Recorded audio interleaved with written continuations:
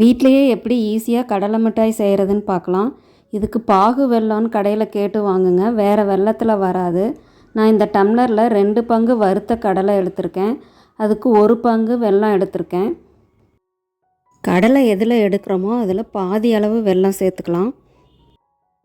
ஒரு ட்ரேயில் நெய் தடவி ரெடியாக எடுத்து வச்சுருக்கேன். இப்போ எப்படி கடலை மிட்டாய் செய்கிறதுன்னு பார்க்கலாம். வெல்லத்தில் 1/4 டம்ளர் தண்ணி கலந்து கொதிக்க விடலாம்.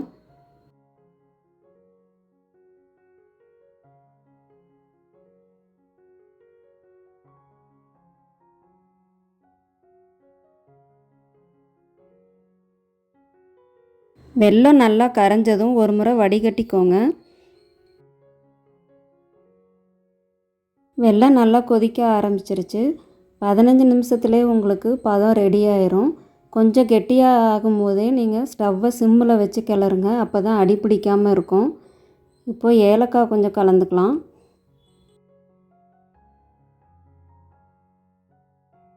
பாகு நல்லா கெட்டியாயிருச்சு. இப்போது பதம் வந்துருச்சான்னு செக் பண்ணிடலாம்.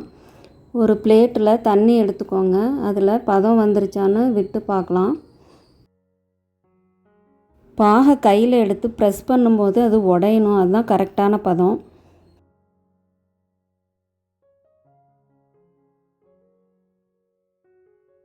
கரெக்டான பதம் வந்துருச்சு. கடலையை பாகில் சேர்த்து கிளறலாம்.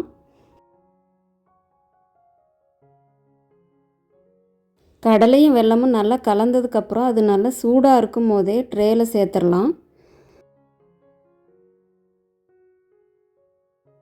நல்லா சூடாக இருக்கும் போதே கரண்டியில் ப்ரெஸ் பண்ணி விடலாம்.